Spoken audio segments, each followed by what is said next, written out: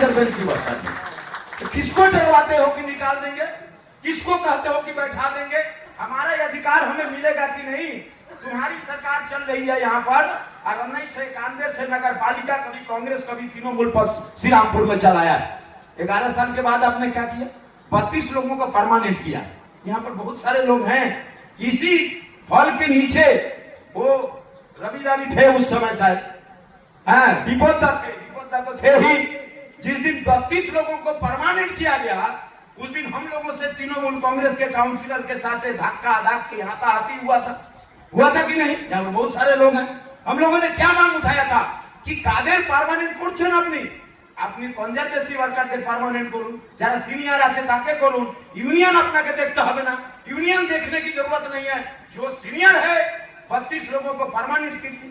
लेकिन चेयरमैन साहब नेताओं को, काउंसिलर के भतीजा का, किसी के भाई का, किसी के चाचा का लड़का का, किसी के मामा का लड़का का, उन लोगों का परमानेंट हो गया। और जब कंजर्वेंसी वर्कर लोग चेयरमैन को चेंबर को घेर लिए थे और निकल नहीं पा रहे थे, तो चेयरमैन निकलकर क्या बोल रहे थे?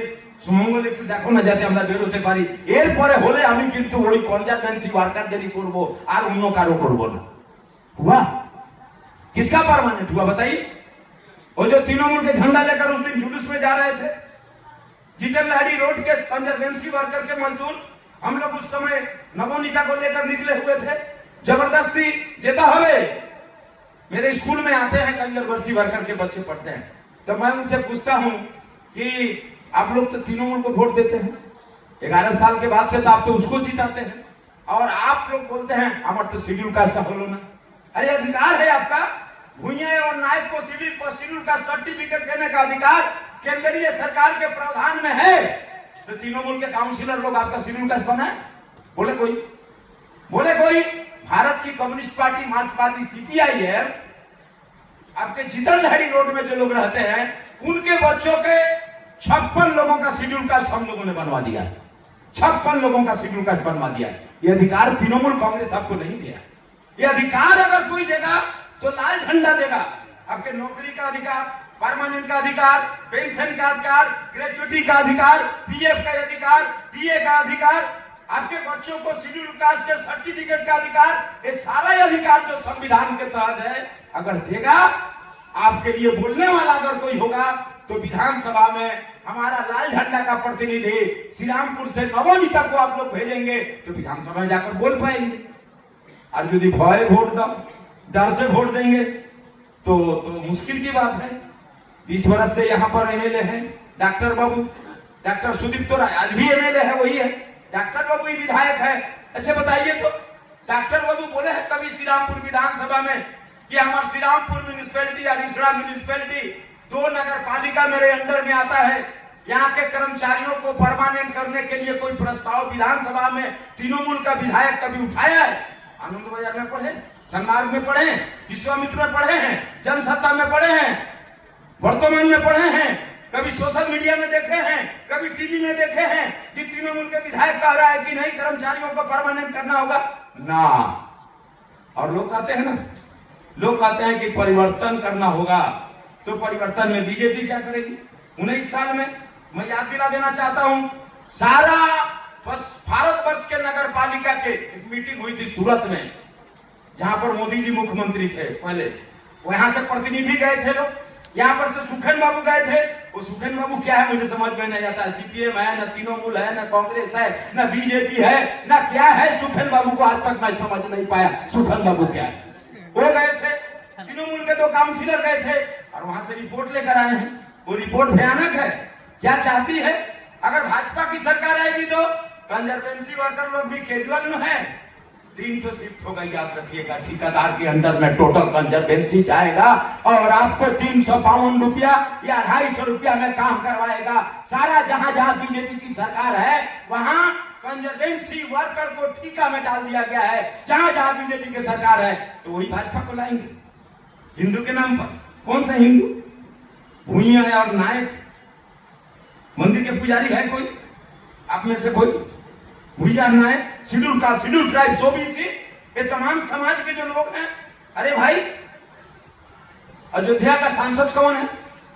अयोध्या का सांसद जहां राम जी का मंदिर बना है, वहां के सांसद समाजवादी पार्टी का एक हरिजन जो अपने बीवी को लेकर राम जी का लाला का दर्शन करने गया, तो पुजारी क्या बोल रहा है, आप बाहर से नमस्कार कर लीजिए। उसने पूछा काहे बाहर से नमस्कार काहे करेंगे, तो राम लाला का पैर छुएंगे। बोला आप हरिजन है, बाहर से नमस्कार कर लीजिए, मंदिर में मत आइएगा, नहीं तो मंदिर राम लाला अशुद्ध हो जाएंगे। यही ना भाजपा की सरकार है, जो हरिजन को अशुद्ध समझते हैं, जो ओबीसी को अशुद्ध समझते हैं। उत्तर प्रदेश के मुख्यमंत्री, भूतपूर्व मुख्यमंत्री अखिलेश यादव जब अपने बीवी के साथ गए मेरठ के मंदिर में, कृष्ण मंदिर में, तो जब निकल कर आते हैं तो निकलने के बाद क्या किया जाता है, मेरठ के मंदिर को गंगा जल इलाहाबाद से पानी लाकर संगम का पानी लाकर उसे धुलवाया जाता है। क्यों धुलवाया जाता है? इसलिए धुलवाया जाता है कि वो ओबीसी है, वो अछूत है। तो किनको अछूत मानते हैं बीजेपी वाले लोग?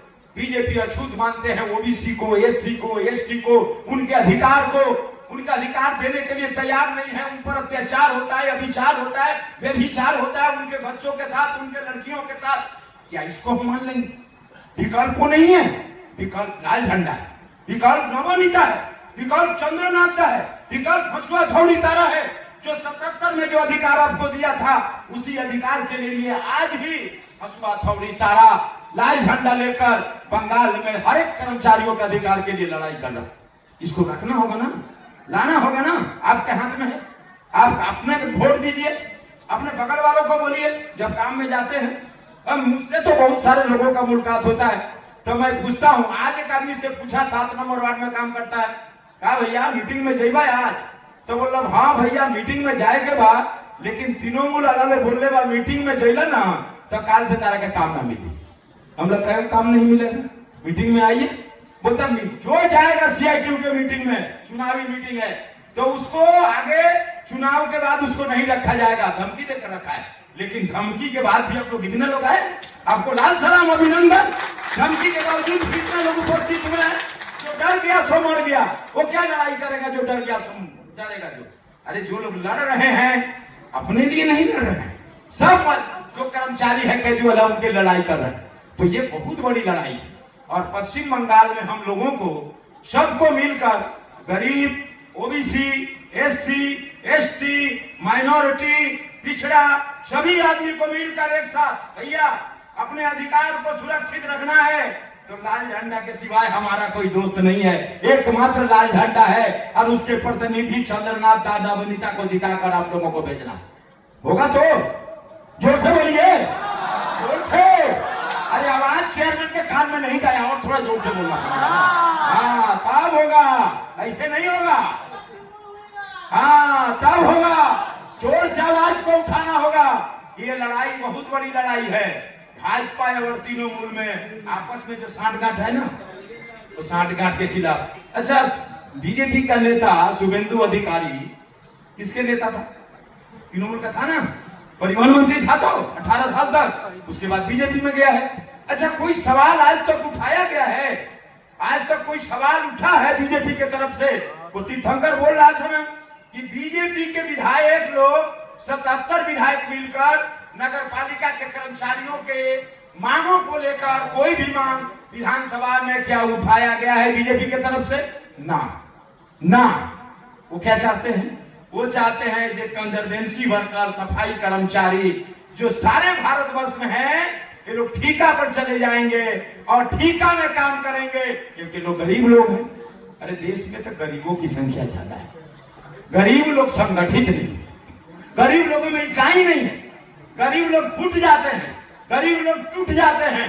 जिस दिन गरीब एक होगा, वो अंबानी अदानी के दलाल दाढ़ी वाला दिल्ली में और बंगाल में साड़ी वाली नहीं रहेगी, याद रखिए। इसलिए गरीबों को एक होना पड़ेगा। और गरीब लोग एक साथ, दीदी बहुत घबराई हुई है, मीटिंग करने आई थी, मैं खबर लिया था कि वो खाना से 200-250 लोगों को ले गए थे। वो लोग जबरदस्ती ले गए थे, सब थोड़े अपने मर्जी से गए थे, जबरदस्ती ले गए थे लोग, जाकर बैठे थे। 11 बजे ही लेकर चले गए थे, लेकिन बाद में 1 बजे 1:30 बजे निकल कर चले। अरे भूख लगल बा, खाए के ना देलक, 1:30 बजे 2 बजे तक हम काहे बैठा नहीं, लोग निकल कर चले आए। दीदी जब आई तो मार फाका हो गया और भूल भाल बक दी, भूल भाल उसको धमका रही है, उसको धमका रही है। आदमी तो है नहीं, बंगाल में जहां भी दीदी मीटिंग करने जाती है, आदमी तो आता नहीं है, महिलाएं भी नहीं आती है, महिलाएं भी समझ गई है। और हम क्या करेंगे, हम बोला है वो लोग कि अस्थायीकरण करेंगे। जितने कैजुअल कर्मचारी हैं, वामफ्रंट की सरकार हुई तो सरकार के प्रथम मंत्रिमंडल के मीटिंग में सारे पश्चिम बंगाल में जितने ठिकाए और कैजुअल कर्मचारी है उसको अस्थायी करने का काम वामफ्रंट सरकार करेगी। एक नंबर। 2 नंबर क्या करेंगे हम, जितना शून्य पद है जो आपके डीएलबी के माध्यम से होता था, डीएलबी ऑफिस में एक दिन हम घुसे थे, गए थे फरवरी महीना में काउंसिल ऑफिस में, हम लोगों के जो टीचर लोगों का ऑफिस है, तो घूरते घूरते वही खाने उठे पड़ल उठे देखी एकटाও लोग নেই, একটা পিয়ন বসে আছে।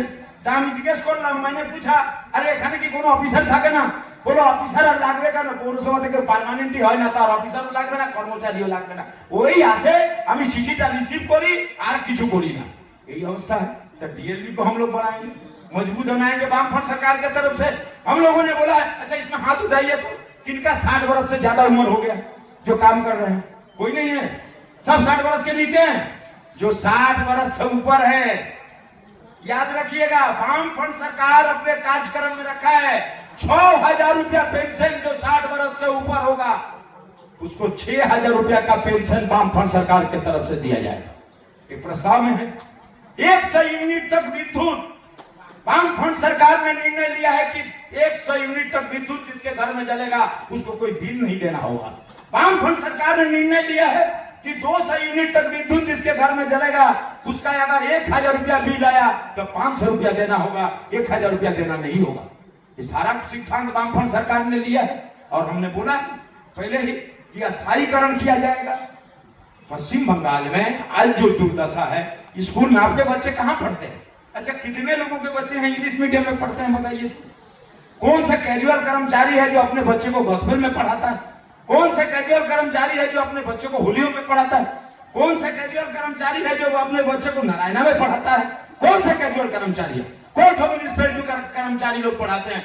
आपके बच्चे सरकारी विद्यालय में पढ़ेंगे, हिंदी में पढ़े, बांग्ला में पढ़े, अखना में पढ़े, या विद्यापीठ में पढ़े, या स्वतंत्र में पढ़े, या जहां भी पढ़े सरकारी विद्यालय में पढ़ेगा।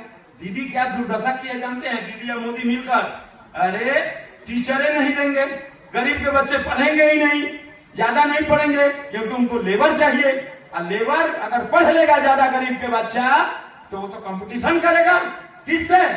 उन लोगों से कंपटीशन करेगा जो उच्च मध्यवर्गीय लोग हैं, उनके बच्चे से गरीबों के बच्चे, उनकी मेधा ज्यादा है, इसलिए इसका पढ़ाइए बंद कर दो, टीचरें मत दो।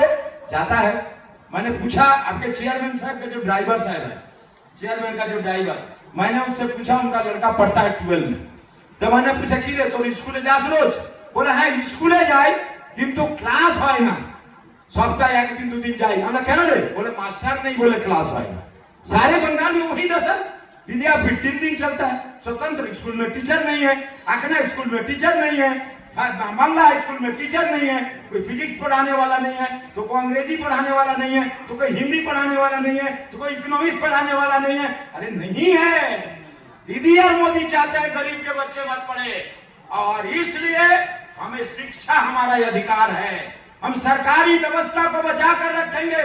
इसलिए इस लड़ाई को मजबूत बनाने के लिए चंद्रनाथा को हंसुआ थौड़ी तारा में और नवनीता को हंसुआ थौड़ा तारा में प्रतिनिधि बनाकर हम श्रीरामपुर चपदानी से जिता कर भेजे कि हमारी बातें जाकर विधानसभा में गूंजेगी, हमारे अधिकार की बातें। और निश्चित रूप से आप लोग सब आदमी मिलकर इसको आप कामयाब बनाइएगा कि ज्यादा से ज्यादा कंजर्वेंसी वर्कर के वोट हंसुआ थौड़ा तारा में पड़े। अरे वोटवा जब देवे जाला आदमी तो वहां तो कोई नहीं रहता है, कोई नहीं रहता है। जब वोट देने जाते हैं तो एक घिरा हुआ रहता है और वहां पर टिपना पड़ता है। आज अभी तृणमूल वाला लोग नहीं जाएगा, वो हुलो केलो का इस बार आप लोगों के हम साफ साफ बात बोलते हैं, इस बार बूथ के सामने हुलो केलो और ढूलो मुलो को बूथ के सामने जाने नहीं दिया जाएगा। आप लोगों को साफ साफ बात बोलते हैं, अपना वोट अपना दीजिएगा, जाकर हंसुआ थौड़ा तारा में दीजिएगा। यही आवेदन करके मैं अपनी बातें खत्म करता हूँ। इनकलाब जिंदाबाद, CITU जिंदाबाद।